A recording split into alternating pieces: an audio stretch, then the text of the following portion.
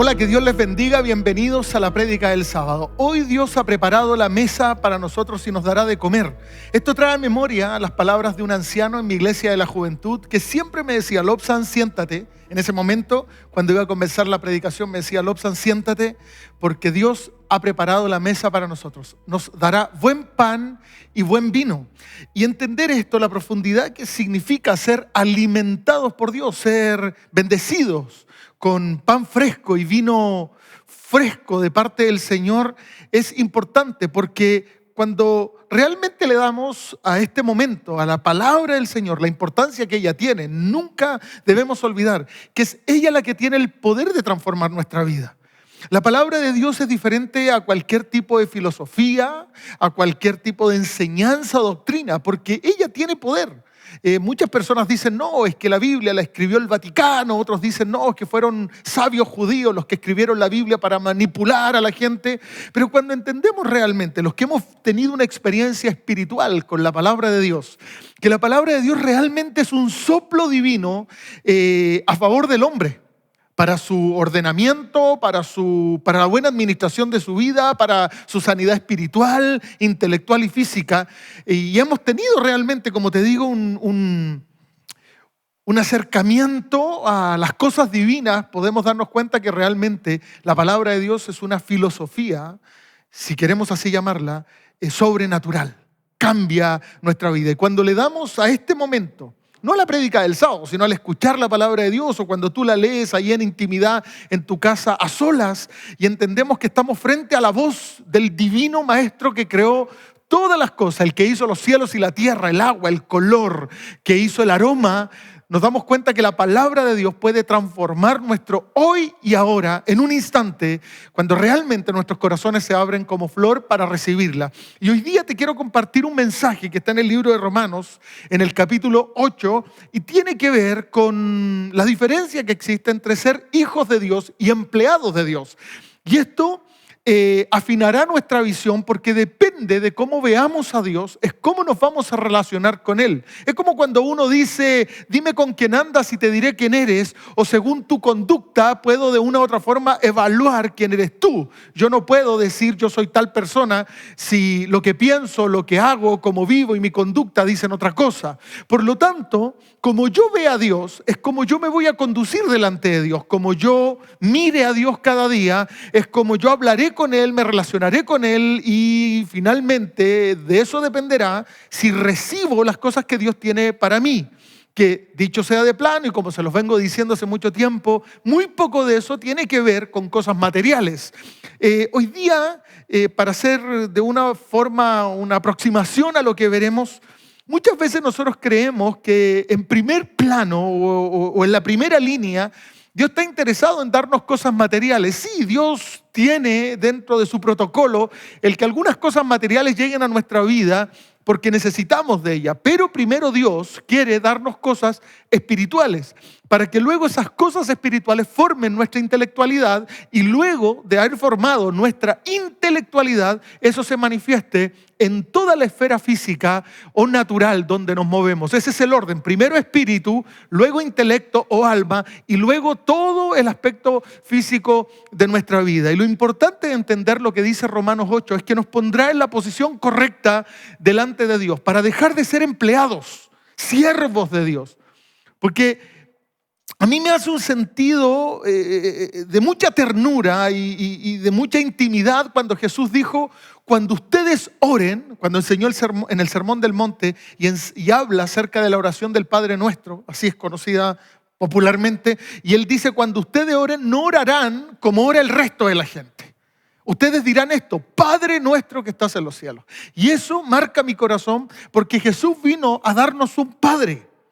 Todas las religiones tienen dioses, pero tú y yo tenemos un papá. Y si tú no eres cristiano, no eres creyente, o no has aceptado a Jesús como tu Señor y Salvador, Jesús no viene a imponer en tu vida una religión. Él no viene a entregarte un sistema legal donde tú tienes que moverte como se mueve todo el resto del cardumen. No, Dios viene a darte libertad, viene a despegar tu mente del marco, de lo tradicional, de lo que todos creen, para mostrarte una realidad que el mundo desconoce y que muchas veces la religión también desconoce. Por lo tanto, Jesús, cuando viene a tu vida, Él viene para presentarte a su Padre para que sea tu Padre. Y ya no somos religiosos, somos hijos.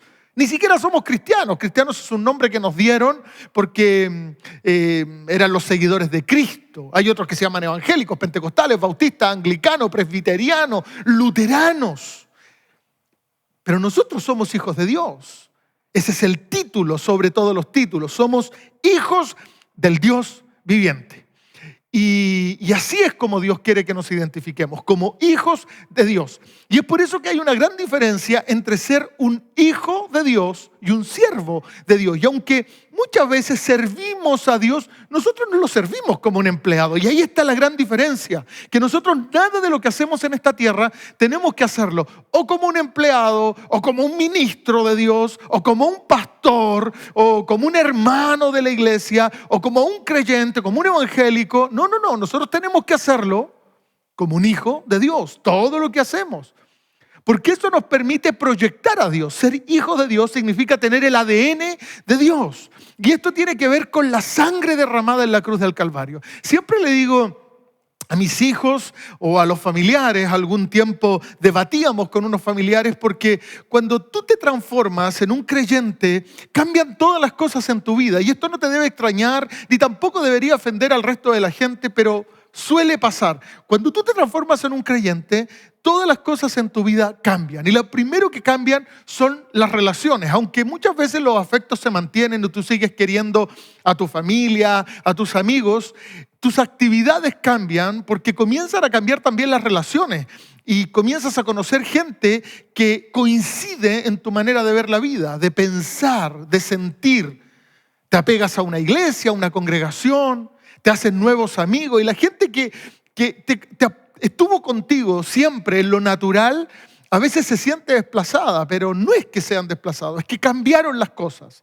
Y conversaba con unos familiares y les decía, yo hoy día tengo una familia nueva. Y esto es difícil entenderlo, si no los conociste nunca, naciste con nosotros, jugaste fútbol con nosotros, fuimos de paseo, estuvimos de vacaciones. ¿Cómo vas a amar a gente que vienes conociendo hace 3 meses? Es que los vínculos de Dios son sobrenaturales en todos los aspectos. Nada es normal. Carece de lógica humana, porque cuando Dios nos llama, nos lleva a una lógica divina. Es como que Dios desordena lo ordenado del hombre para traer su orden divino sobre el orden que el hombre tenía. Y nos terminamos dando cuenta que Dios es mucho más ordenado que nosotros y es mucho más lógico que nosotros, aunque parece que desordenara nuestra vida y que su forma de pensar o hacer las cosas es ilógica. Pero Dios es lógico, porque esto de lo que Dios hace termina trascendiendo, lo que Dios el hombre perece. Entonces yo les decía esto. La sangre, y quiero que esto lo grabes en tu corazón, la sangre que Dios vertió en la cruz y todo lo que Él hizo en su muerte nos vinculó y nos hizo hermanos de sangre.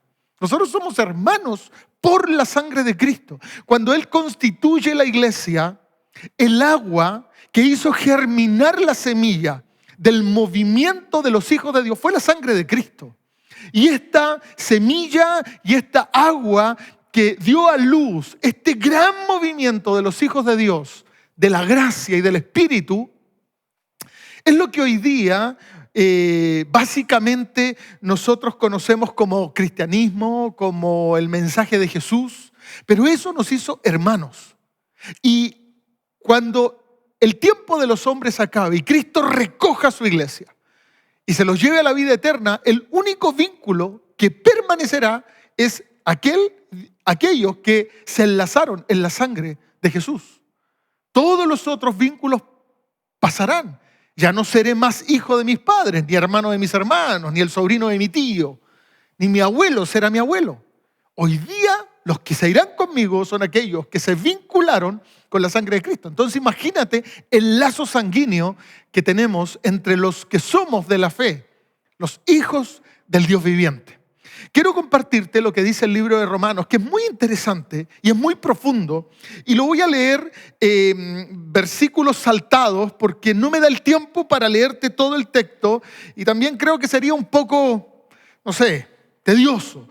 Pero sin salirnos del contexto, quiero leerte diferentes versículos para que vamos entendiendo el contexto de lo que significa ser hijos de Dios y por qué muchas veces nos transformamos en siervos y somos cristianos mundanos y somos ministros de Dios materialistas y nos transformamos en hombres que no hacen cosas para Dios, las hacen para conseguir objetivos que parecen que tienen colores divinos, pero no son nada más ni más, nada menos que intereses en cosas de este mundo y materiales. Y es fácil traspasar la línea de lo divino a lo humano. A veces le damos características de divino a cosas humanas y a veces cosas muy humanistas le damos caracteres de divino. Y eso es lo que tenemos que tener cuidado. Esto es lo que dice el libro de Romanos en el capítulo 8. Puedes buscarlo en tu Biblia, apuntarlo ahí si tienes tu celular para que quede marcado y después lo puedas meditar y decir, gracias Señor por lo que me has dado, porque me sacaste de comportarme como un siervo, como un empleado y me trajiste a ser hijo y mi corazón funciona distinto. Ahora pues, dice el libro de Romanos, versículo 1, ninguna condenación hay para los que están en Cristo Jesús, los que no andan conforme a la carne, sino conforme al Espíritu. Esta es la primera característica de un hijo, el ADN de Jesús. Jesús vino a vincularnos. Aquí en el capítulo 8, básicamente el capítulo 8 se divide en dos secciones. Primero las características de un hijo de Dios y después la conducta y los beneficios que un hijo de Dios tiene, la confianza que un hijo de Dios puede tener en su Padre. Entonces puedes leerlo y te vas a dar cuenta que está dividido el capítulo, es muy interesante, en dos secciones. Las características, el ADN de un hijo de Dios, la conducta y los beneficios que tiene el ser un hijo de Dios. Pero puntualmente en este versículo nos habla que cuando Cristo vino a nosotros, nos transformó y nos dio un nuevo ADN, una nueva naturaleza. Y los hijos de Dios básicamente no andan en las cosas de la carne. Y aquí quiero atomizar el mensaje, quiero hacerlo más fino y más filoso. Muchas veces para nosotros las cosas de la carne tienen que ver con homicidios, con asesinatos, con grandes chismes, calumnias y cosas horrorosas como esa que muchas veces salen de la boca. Con violaciones, estoy hablando de violaciones, con incesto, con pedofilia, no sé, vulneración a los derechos de otra persona de forma cruel y cruda. Eso es lo que muchas veces nosotros decimos, los apetitos de la carne. No. Pero los apetitos de la carne rayan a veces en los detalles y tiene que ver con cosas muy pequeñas que a veces ocupan espacio en nuestro corazón que no nos permiten estar desocupados para ocuparnos en las cosas que Dios quiere que estemos ocupados. Como deseos materialistas, pequeñas cosas que ocupan nuestro corazón y que nos mantienen sofocados en el mundo de los hombres y no nos permiten ir libres tras la voluntad de Dios.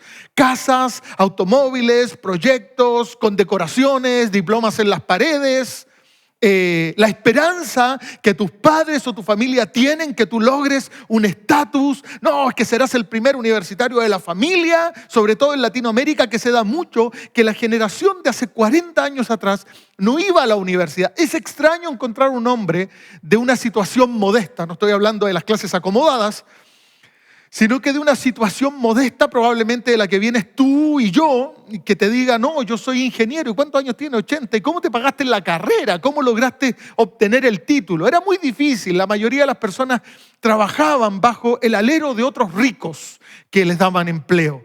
Pero hoy día muchos jóvenes están entrando a la universidad y creo que todo su corazón está metido en lograr un objetivo, y no es malo, es bueno. Pero a veces nos metemos en un ambiente sofocante que es infructífero en las cosas del Espíritu. Y de eso quiero hablarte. El ADN de un hijo de Dios es ocuparse de las cosas primeramente del Espíritu. Siempre le digo a mis hijos, ¿quieren ser abogados, médicos, lo que sea? Primero, hombres de Dios. Hijos del Dios viviente y luego médico. Hijo del Dios viviente y luego ingeniero. Hijo del Dios viviente y luego, no sé, aviador o lo que quiera ser. Pero el ADN de un hijo de Dios es eso. Es primero las cosas del Espíritu y luego las de la carne. Porque hay cosas de la carne que son buenas. no son malas, pero cuando ocupan el primer lugar y tu ADN vibra con las cosas de la carne, con todo lo que es material, con la moda, ya las cosas en tu corazón están profunda y completamente desordenadas. Y eso lo que nos dice, en resumen, es que vas a entrar en una espiral continua de destrucción.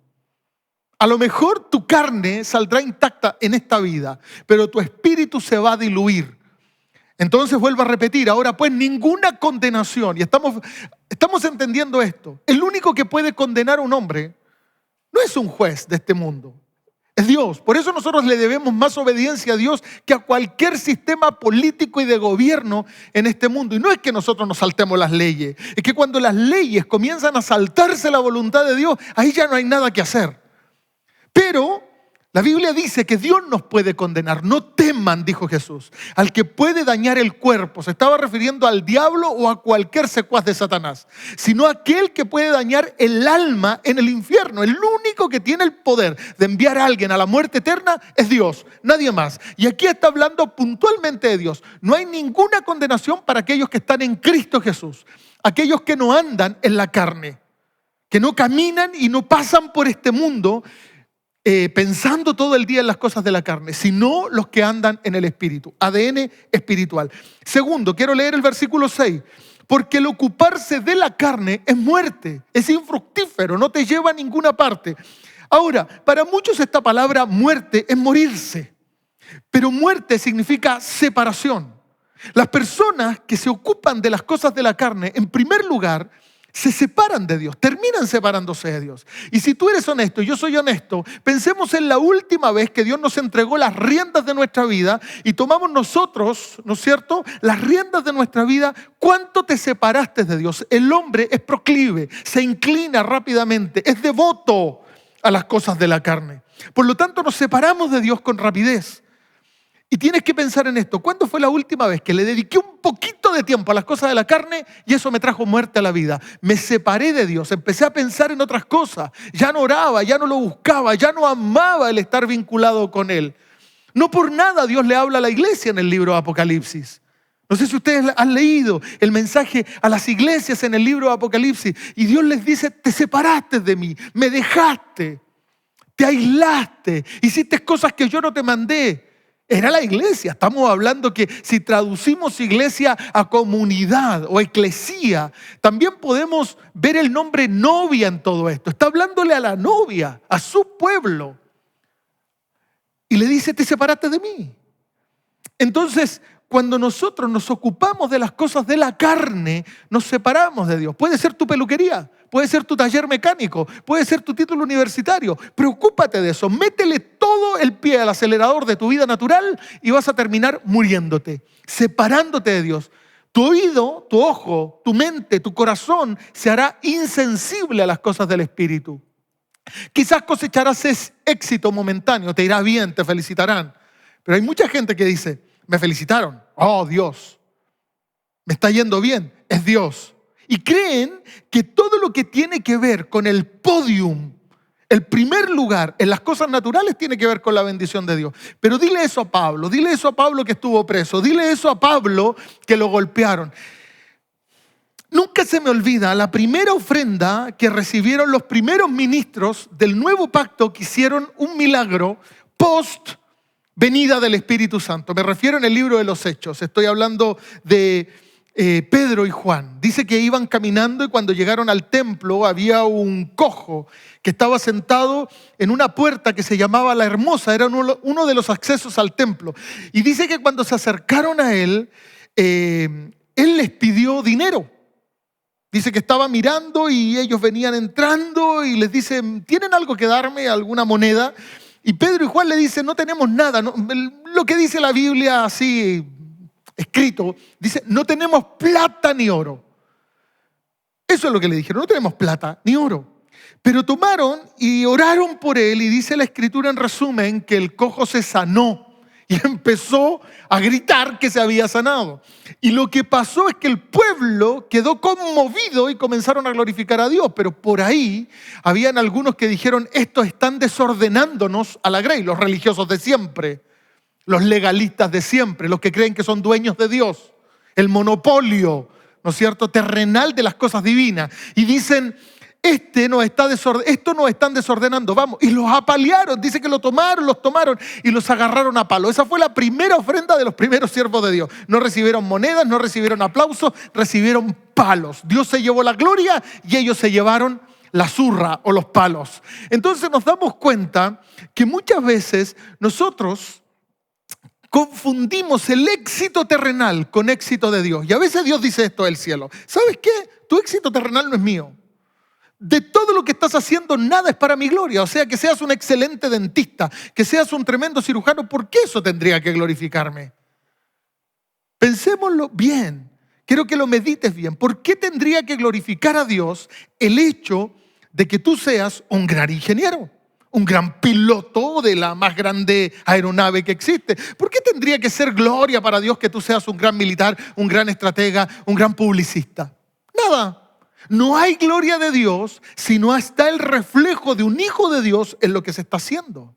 Normalmente las personas que están llenas del Espíritu Santo y que tienen el ADN de Dios no son muy exitosas en las cosas de la carne. Yo quiero que hagas en este minuto un remember histórico. Y piensa en toda la historia, todos los hombres. Y de repente dices, ¿qué hombre de la historia, los grandes hombres de la historia, aparece primero en sus biografías gran hombre de Dios y luego descubrió la vacuna tanto? Gran hombre de Dios y hizo encender un bombillo eléctrico. Gran hombre, no. El hombre de Dios está por ahí en la historia. Muchos de ellos ni siquiera eran grandes hombres de Dios, eran creyentes. Por ejemplo, el tipo que hizo grande a Coca-Cola, porque está el tipo que hizo la fórmula, pero está Asa Chandler, que fue el tipo que hizo que Coca-Cola fuera grande. Él era superintendente en su escuela bíblica, en su iglesia en Atlanta, Georgia. Y este tipo fue alcalde de Atlanta. Y fue el tipo que hizo que Atlanta tuviera red eléctrica y se iluminaran las calles. Luego vendió Coca-Cola. Pero tú sabías que él era superintendente y que su proyecto era que en Estados Unidos, con la plata de Coca-Cola, existiera la primera universidad metodista de la historia de los Estados Unidos. Nadie sabe esas cosas. ¿Hubo una gloria de Dios en lo que quería hacer? Claro, pero la mayoría de la gloria se la lleva él. En la historia tú buscas a Chandler y lo que vas a encontrar es su historia, pero no a Dios. Pero hay hombres en la Biblia que sí glorificaron a Dios, que son los que hoy día afectan tu vida y mi vida. Y ahí es donde tú tienes que dividir las cosas. ¿Qué soy? ¿Un empleado o soy un hijo de Dios? ¿Qué es lo que estoy transmitiendo? La gloria de Dios a través de mi vida, quizás sin muchos recursos, sin muchas capacidades, sin mucha experiencia académica o capacitación académica, o lo que estoy haciendo, estoy sirviendo a Dios como si fuera un empleado, un siervo. Yo quiero decirte algo, Dios vino a terminar con los siervos. Y yo sé que hoy día se usa mucho en la iglesia. No, estamos sirviendo a Dios, sí, porque servimos a Dios, pero como hijos amados, no como empleados, porque los empleados tienen intereses en las cosas de Dios, no en Dios. Yo tengo 3 hijos y normalmente hacemos cosas juntos, pero ellos no hacen cosas conmigo, no me ayudan a ordenar la casa o a reparar algo para que yo les pague. Ninguno de ellos ha venido un día y me ha dicho, ya papá, y mi salario, terminamos de ordenar el patio, págame. Pero a un empleado tú tienes que pagarle. La Biblia habla claro de los obreros fraudulentos, de los asalariados, aquellas personas que quieren vivir en el evangelio por plata y que vienen a Dios por plata. Y son estas personas que de forma inocente han venido a Dios a darle cosas para recibir cosas. Yo no sé si tú has escuchado ese extraño evangelio, ese fuego raro, donde un grupo de hombres te dicen, ven al altar, tráele a Dios esto y Dios te dará esto otro. Yo quiero hacerle una pregunta a ustedes como papás, a los que me escuchan y tienen hijos y son padres. Quiero hacerte una pregunta. Cuando tu hijo se levanta en la mañana, ¿tú le pides algo para darle desayuno? Cuando tu hijo quiere ir a la escuela, ¿le pides algo para comprarle el lápiz, las libretas y la mochila donde tiene que llevar las cosas? Cuando tu hijo te pide ropa, ¿tú le pides algo a cambio? Bueno, hay un evangelio prostituido, absolutamente corrupto. y totalmente diabólico, que le ha dicho a una generación completa que tú a Dios tienes que darle algo para que Él te dé otra cosa. Dios es Padre, amigo mío. Dios es Padre, amiga mía. Y Dios nos da cosas gratuitamente. Y hasta que nuestra percepción de Dios, nuestra visión de Dios no cambie, viviremos como empleados, haciendo cosas para un jefe, haciendo cosas para un señor, haciendo cosas para alguien que nos tiene encadenado de un tobillo, obligados a vivir una vida que finalmente la vivimos por conveniencia, pero si pudiéramos no la viviríamos. Hay muchos cristianos que están en el evangelio por interés. Necesito esto, necesito que mi hijo no se enferme, necesito que se sane, necesito plata, y estoy aquí por interés. Pero si no hubiese ningún interés creado, no estarían. Pero los hijos no están con Dios o con su padre por interés. No están preocupados de qué han de comer o qué han de beber. Yo no sé si tus hijos se levantan en la mañana o tú que eres hijo, te levantas en la mañana pensando lo siguiente: ¿habrá comida en el refrigerador? Normalmente los hijos ni piensan. Piensan en ver televisión, piensan en jugar, piensan hacer las cosas que hacen los hijos. Ir a la universidad. Pero la provisión le queda a los padres. Ellos saben que tienen que pagar las cuentas de internet para que puedan estudiar o ver una serie en televisión. Los padres saben que tienen que tener la leche, el pan, el queso, el jamón, la fruta y todas las cosas que normalmente hay en casa. Saben que tienen que comprarle ropa cada cierto tiempo porque jugando fútbol muelen las zapatillas. Entonces, los padres saben de lo que tienen que tenerle a los hijos. Dios sabe lo que te tiene que tener. Pero cuando tú eres siervo, tú haces todo para que Dios te dé algo. Y de ahí es donde sale este evangelio, como te digo, diabólico, donde te dicen: trae tu celular, trae tu reloj, y Dios te dará trae tu refrigerador y Dios te dará uno nuevo. Trae tu auto viejo y Dios te dará uno nuevo. Es como si Dios fuera una casa de cambios, como si Dios se hubiese prostituido tanto que partió como padre y terminó como, no sé, el dueño de una gordo sudado de una casa de cambio donde tú le traes algo y Él te da otro beneficio. No, es una locura eso. No existe ese evangelio, no lo escuches. Sácalo de tu vida y saca cualquier ministro que te enseñe eso, porque te está enseñando a ser siervo, te está enseñando a ser un empleado. ¿Sabes cómo trabajan los empleados? Los empleados trabajan por un salario. Al final del día, ellos esperan que las horas trabajadas se les paguen, o en la semana o al mes. Pero un hijo no, un hijo trabaja tranquilo porque sabe que todo es herencia. No está interesado en la bóveda de su padre. No está interesado en los recursos de su padre. Está interesado en su padre. Él no quiere honrar el oro y la plata. Él quiere honrar a su padre. Él no quiere honrar las cosas de su padre. Él está interesado en su papá. Él diría esto, un hijo dice esto: yo prefiero a mi papá que todo lo que tiene. Yo no tengo una relación con el oro de mi papá. Ayer veía una chica que es rica. Te hablo que tiene mucho dinero. Una niña aproximadamente de 12 o 14 años. Y la veía pasar frente a mi casa. Y cuando la vi, estaba jugando con mis hijos y la veía con un pantalón y una camiseta y jugando y comiendo un trozo de pan. Yo decía: esta chica tiene miles y millones en el banco. Y sus padres y sus abuelos tienen miles y millones en el banco. Y ella no está ni preocupada de eso. La veía, era más normal que mis hijos. Y yo decía: qué impresionante que con todos los recursos que tiene, ella ama la vida, no las cosas. Porque cuando tú amas las cosas, tú quieres andar llenos de cosas. Y empiezas a decorarte como si fueras un árbol de Navidad para mostrarle a la gente que tienes cosas. Pero los hijos de Dios no son así. Y es por eso que el apóstol Pablo y el apóstol Pedro también le dice a las mujeres de la iglesia y a los hombres: no sean ostentosos. No anden con peinados ostentosos, llenos de joyas, sino que su manifestación de que Dios los ha bendecido, que sea buenas obras, buenos sentimientos, ganas de servir a otros. En esto se conoce a un hijo de Dios. Escucha esto: por cuanto los designios de la carne son enemistad contra Dios. Pablo nos está diciendo que los proyectos de la carne, los propósitos de la carne son enemistad contra Dios. Y si yo quiero ver todo esto como un cuadro dantesco de catástrofe, no, véelo de esta forma. Cada vez que tú proyectas algo en la carne, normalmente Dios no está ahí. Cada vez que a ti se te viene un sueño, yo sé que hay muchos que dicen: Dios está con tus sueños y Dios apoya tus proyectos. Eso es falso. Dios tiene proyectos y tiene sueños, aunque Dios no sueña. Dios tiene planes. Dios es un Dios de plan, no de sueños. Incluso la Biblia nos dice, cuídate de los muy soñadores. Pero quiero decirte que Dios tiene planes. Hablemos de planes. Y cuando tú planificas algo en tu carne o cuando proyectas algo en tu carne sin preguntarle a Dios. Yo no sé cuándo fue la última vez que ayunaste para preguntarle a Dios por dónde ir. Yo no sé cuándo fue la última vez que aguaste tu alma buscando varios días la dirección por la cual Dios quiere llevarte. Normalmente lo que nosotros hacemos es agarrar a papá y decirle, hey, acompáñame. Hace tiempo conté en uno de las prédicas del sábado unos jóvenes que llegaron a mi casa.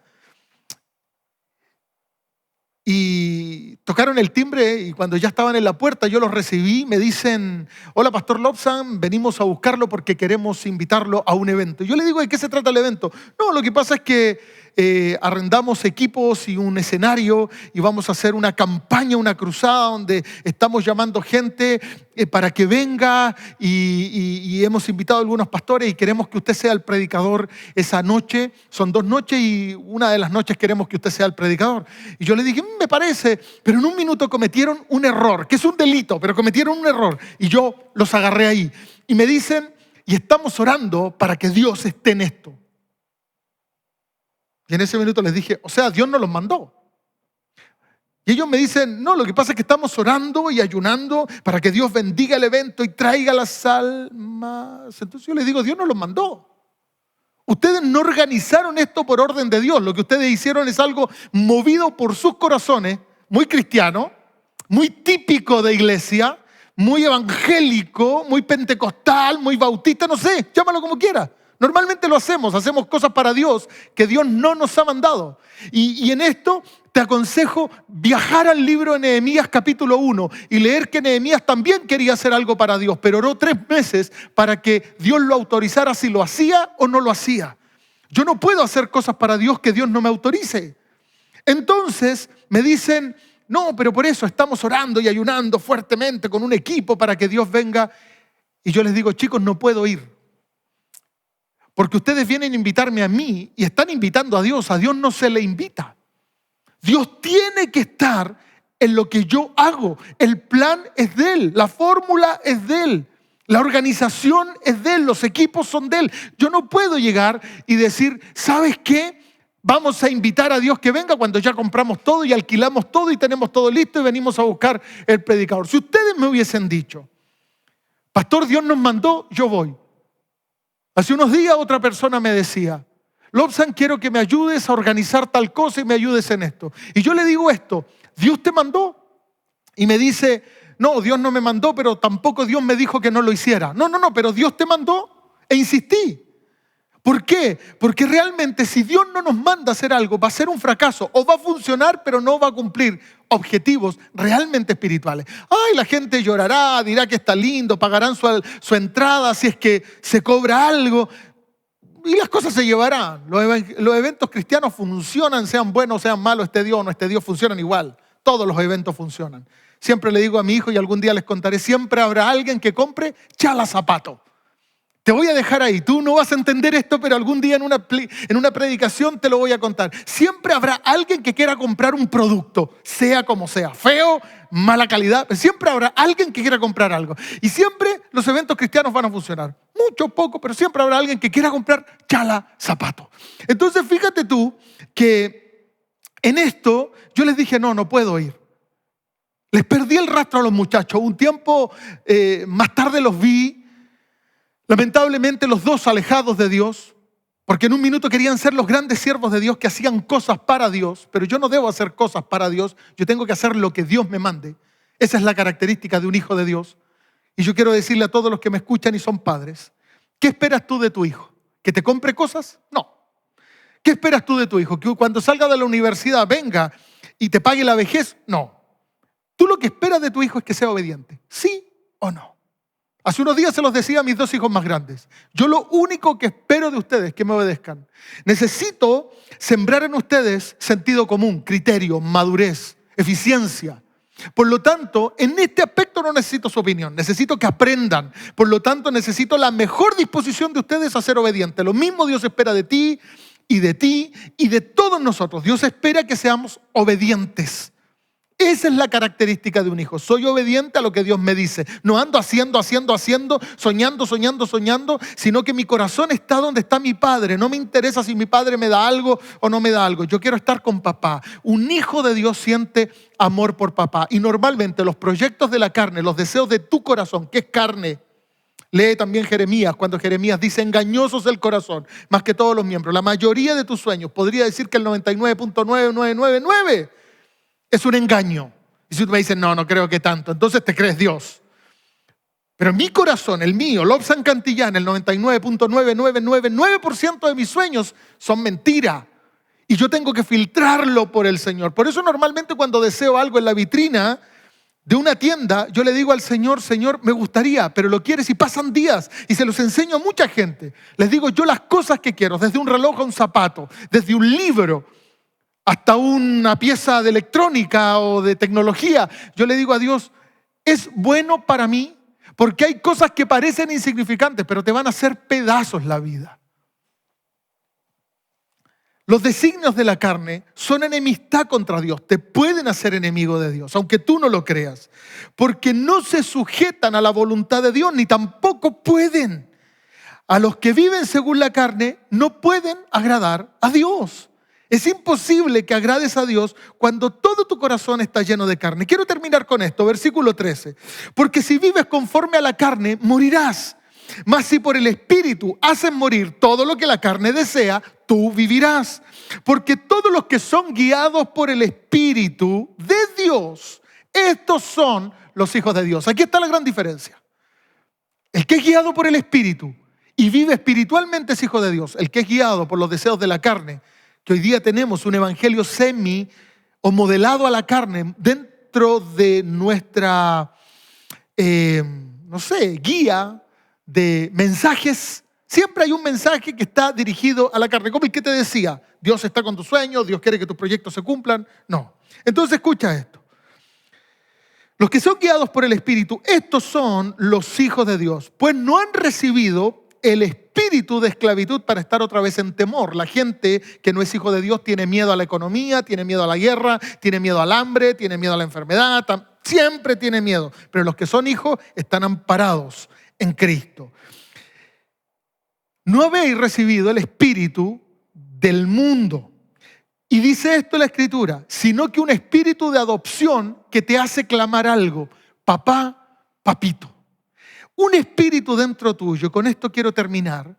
Hay un espíritu dentro de los hijos de Dios que no está con Dios por sus cosas, que no ofrenda para recibir algo, que no diezma para que Dios le dé algo, que no hace nada por interés, sino que hay un espíritu en ellos que no le dice Señor, ni les permite ver a Dios como un Dios condenador que está en un trono, porque ninguna condenación hay para los que están en Cristo Jesús. Romanos capítulo 8, verso 1. Pero este versículo nos dice lo siguiente, que los hijos de Dios, hay un espíritu nuevo dentro de ellos que les permite ver a Dios y clamar a Él y decirle, papá, papito, papá, papito. Ya no le pueden decir Dios, ni Señor. Ya no ven al Dios del Sinaí, a ese que con limitancia Moisés pudo ver, aunque vio la gloria y vio truenos y relámpagos, estuvo 40 días y vio a Dios escribir las piedras de la ley. Él no pudo ver a Dios como lo puedes ver tú. Yo lo puedo ver por el Espíritu Santo como un papá. Yo me puedo acercar a Dios y ya no entrar a la habitación de la oración y decirle, oh Señor, vengo a tu presencia, sino que papá, vengo a hablar contigo. No tengo que pararme tras 8 cortinas buscando que alguien me atienda. Es como los ángeles están ahí y dicen, hey, viene Lobsan, el Hijo de Dios, déjenlo pasar. Es el hijo del dueño de todo esto. Ese soy yo. Ese eres tú. Y no es para que nos ensoberbezcamos, porque si realmente somos hijos de Dios, somos hijos humildes de Dios. Eso es lo que somos, humildes de Dios. Por lo tanto, si eres hijo de Dios, no serás soberbio, sino que serás humilde, como te dio ejemplo tu hermano mayor Jesús. Ese es el fin de ser un hijo de Dios. Los empleados esperan salario, trabajan por un sueldo, pero nunca heredarán todo. Pero los hijos no. Los hijos no esperan salario, no reciben sueldo muchas veces, pero son dueños de la herencia. Y cuando la herencia que Cristo nos dio se manifieste, toda la herencia vendrá a nosotros. Hoy día quizás te toca ser hijo. Y aunque ves que hay otros padres malcriadores que le dan todos los hijos. Quiero una moto, ahí está la moto. Quiero construirme una cabaña atrás en el gran predio que tenemos, ahí está la cabaña. Quiero tener esto otro, y los padres malcriadores le dan a los hijos. Total, como no tienen tiempo para ellos, le tienen que dar cosas y trabajar para que los hijos tengan cosas. Pero Dios, que es un Dios presente y es un buen criador, es un buen educador, Él prefiere darnos su presencia que muchas cosas y enseñarnos algo, que las cosas nunca terminan de llenar, que las cosas nunca terminan de satisfacer, que las cosas nunca terminan de alegrarnos, pero sí su presencia. Así que el Padre en este tiempo te invita a tener una relación con Él, a dejar de mirarlo como un Dios lejano, como alguien que paga un sueldo si tú te portas bien, o como que no te mata al hijo ni te enferma si tú te portas mal. Dios es Padre y ninguna condenación, nada hay para los que están en Cristo Jesús, para aquellos que andan conforme al Espíritu y no a la carne. Esa es la gran diferencia, básicamente. Me gustaría que me acompañaras la próxima semana en la prédica del sábado que viene para seguir dándole forma a estos mensajes, que tu corazón siga siendo modelado. Y quiero orar por ti en este minuto, para que los miedos que los empleados tienen a un día ser despedidos, que los miedos que los siervos tienen o los esclavos tienen a morir sin nada, se vayan de tu vida. Dios tiene cuidado de ti, eres su hijo. Si cierras los ojos y piensas en esto, Dios ya compró todo lo que necesitas para comer. Tu vida para Dios es una historia. Aunque tú mañana tienes que levantarte a vivir el futuro de tu día, ¿no es cierto? Para Dios tu vida ya es una historia. Dios ya te vio morir. Dios ya conoce cuántos hijos tendrás. Dios ha visto todo en tu vida. Y si tú confías tu futuro, que para Dios es historia, en las manos de tu Padre, déjame decirte que tu futuro es bueno, porque está bajo la tutela y el gobierno de Dios. Quiero orar por ti y que nos vamos de esta prédica confiando en Dios y sabiendo que Él es papá, papito para nosotros y que nada nos faltará. Y que a pesar de nuestros errores, a pesar de nuestras fallas, Dios nos está criando. Y a lo mejor tienes 60, 70 y dices, soy un hijo medio viejo, no importa, Dios a todos los ve como niños. Porque el que no sea como un niño no entrará. Así que, amado, si eres anciano, si eres adolescente, Dios nos ve a todos iguales. Y Dios a todos nos está criando y a todos nos está educando para una herencia gloriosa en Cristo Jesús. Amado Dios, te damos gracias en esta prédica, Señor. Esperamos que tu palabra sea aumentada por la fuerza de tu Espíritu Santo y que entre en nuestros corazones. Quiero ser hijo, no quiero ser empleado, no quiero estar junto a ti por cosas, ni por algún beneficio, ni por miedo.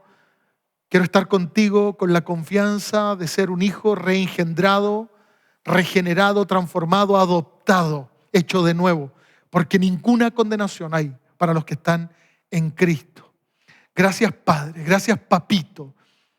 Gracias, amado papá, por estar conmigo, por haber tomado mi vida y haberla cambiado y por tenerme aquí en tu seno, preocupado de mí, aunque yo a veces siento que no estás. Hoy día tu palabra me dice que está y yo creo en tu palabra porque tu palabra es transformadora y ella tiene el poder de transformar mi corazón. Y ruego en esta hora que tu paternidad venga a mi vida, pero que yo sepa entenderla, porque siempre ha estado. Soy yo el que fallo, soy yo el que no logro visualizarlo, pero tu palabra me conduce y me permite ver hoy que tú eres mi padre y yo soy tu hijo. Más allá de ser cristiano o pertenecer a alguna denominación, lo primero que hay en todo lo que soy, en todos los títulos que tengo, soy un hijo del Dios viviente. Te doy gracias porque tú cambiaste mi vida para siempre. En el nombre de Jesús, amén y amén. Que Dios los bendiga. Nos vemos la próxima semana en la prédica del sábado. Te sugiero compartir esta predicación para que pueda bendecir a otros y seguirnos a través de las redes sociales. Coméntanos. Estoy muy interesado en saber qué Dios está haciendo en tu vida. Ahí hay un número de WhatsApp, puedes hablar conmigo, con el equipo y de seguro creo que podemos seguir creando relaciones y vínculos profundos en el tiempo. Que Dios te bendiga. Nos vemos pronto.